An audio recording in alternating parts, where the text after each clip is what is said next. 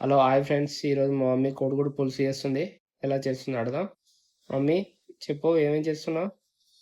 3 గుడ్లు పొయ్యి మీద పెట్టిన. ఉడికాయా? కోడిగుడ్డు పులుసు అంటే ఫస్ట్ కోడిగుడ్లు ఆ, ఉడకబెట్టాలా?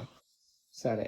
తర్వాత ఒక ఆనియన్స్ కూడా కట్ చేసుకున్నావు. గిన్నె పెట్టిన, నూనె వేసిన, ఆ. పక్కకు అన్నం కూడా పెట్టిన. అన్నం కూడా ఒకటేసారి వండుతున్నావు? ఓకే. చింతపండు నానబెట్టుకున్న పక్కకి. చూసాను, ఫస్ట్ చూపించావు కదా. ఓకే. ఆయిల్లో ఆనియన్స్ వేసుకుంటున్నావా? ఆనియన్స్ వేస్తున్నా. ఆనియన్స్, కరివేపాక? పచ్చిమిరపకాయలు, కొత్తిమీర ఇవన్నీ వేసుకున్న తర్వాత చేయాలి కర్రీ.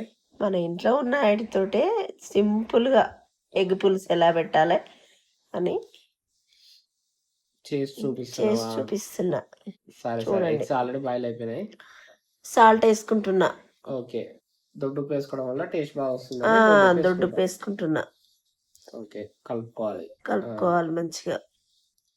పచ్చిమిర్చి కూడా ఆనియన్స్ తో పాటే వేసేసావు? 2 పచ్చిమిరపకాయలు కోసిన, కొంచెం కొత్తిమీర, కొంచెం 2 టమాటాలు అవసరం లేదు కదా?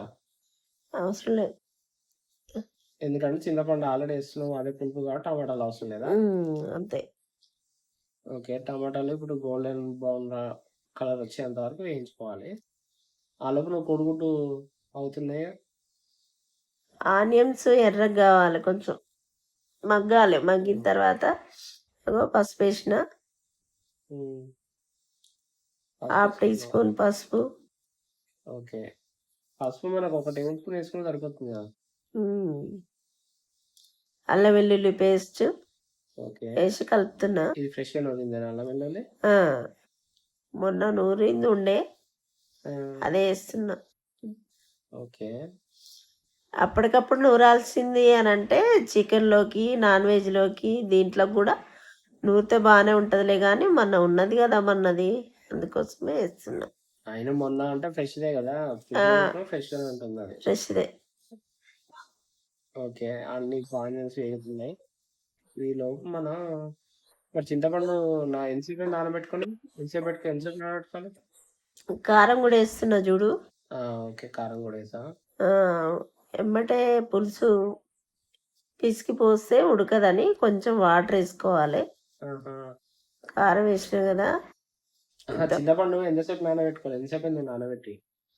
5-10 నిమిషాలు అయిందంతే. అదే ఎంతసేపు నానబెట్టుకోవాలి? అది కూడా అట్లానే ఏముండదు, నా అంత తొందరనే కానీ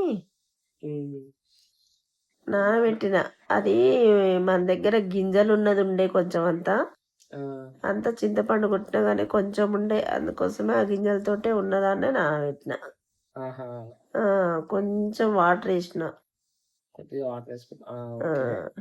చింతపండు పులుసు పోస్తాం, మళ్ళీ వాటర్ ఎందుకు?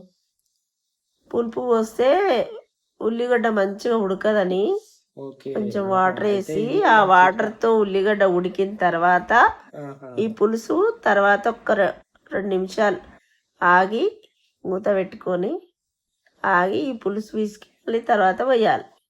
ఓకే, ఇది బాగా చిట్కా అనమాట. చూడండి ఫ్రెండ్స్, డైరెక్ట్ చింతపులుసు పోస్తే మనకు ఆనియన్స్ మగ్గం అని చెప్పేసి. ఇగో ఇక్కడ అన్నం అవుతుంది.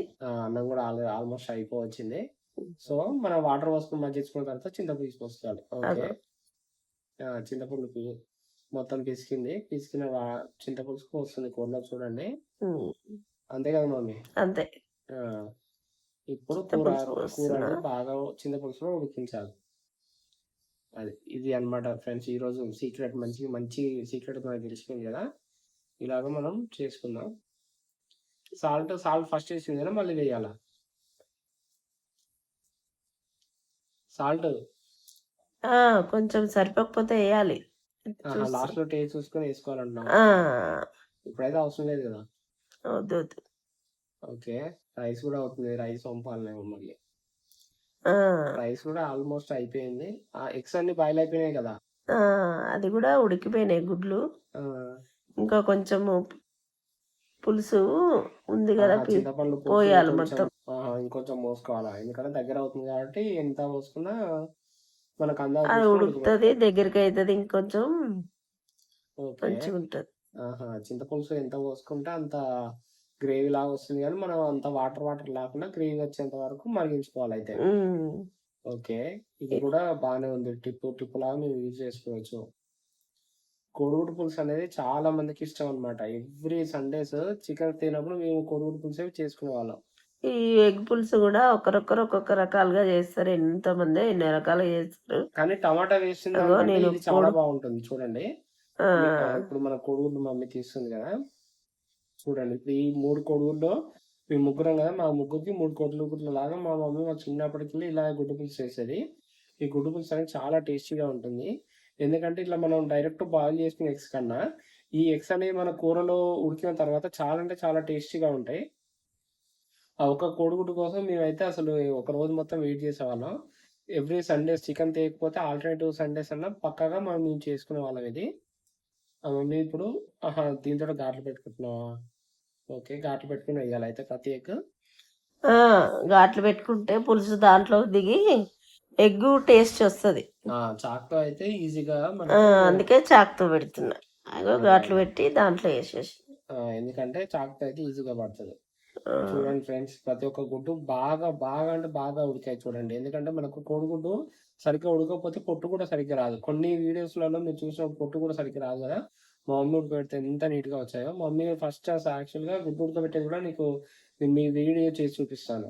ఆ వీడియో కూడా చాలా అంటే చాలా బాగుంటుంది. ప్రతి ఒక్క గుడ్డు అలా నీట్గా వచ్చేస్తుంది. దానివల్ల మనం గుడ్లు కూడా మీరు ఎలా ఉడకబెట్టాలి, ఎలా తీయాలనేది కూడా నేను మరి మీకు కావాలనుకుంటే మీ కామెంట్లలో చెప్పండి. నేను ఖచ్చితంగా గుడ్లు ఉడకబెట్టే వీడియో కూడా చేసి చూపిస్తాను. అట్లా ప్రతి ఒక్క గుడ్డు మంచి నీట్గా ఎలాంటి పొట్టు కానీ ఎలాంటిది లేకుండా ఎంత బాగా వస్తుంది చూడండి. అలా వచ్చేలాగా నేను వీడియో చేసి పెడతాను. మమ్మీ నువ్వు నెక్స్ట్ టైం మిక్స్ బాగా చేసినప్పుడు నువ్వు ఖచ్చితంగా చెప్పాలి అలా ఎలా రావాలి, దాని సీక్రెట్ ఏంటి అనేది.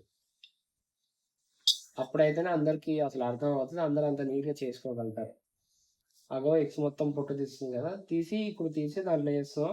ఇందులో ఇప్పుడు మనకు కావాల్సిన సీక్రెట్ ఇంగ్రీడియంట్స్ ఏమీ వేయలేదు కదా, నార్మల్గా మన ఇంట్లో ఉన్న వాటితో మాత్రమే ఇంట్లో ఉన్న వాటితోటే అంతే తప్పించి వేరు వేరే ఏమి వేయట్లేదు. సో ఇట్లా గుడ్లు వేసిన తర్వాత ఆల్రెడీ మంచిగా మసులుతుంది చూడండి ఫ్రెండ్స్, ఎంత బాగా వచ్చిందో. ఇదేంటి గరం మసాలా, ధనియాల పొడి, గరం మసాలా అంతా కలిపింది అది. అది వేసుకున్నాం అంటే ఫైనల్లో అయిపోతుంది. వీడియో నచ్చితే లైక్ చేయండి ఫ్రెండ్స్.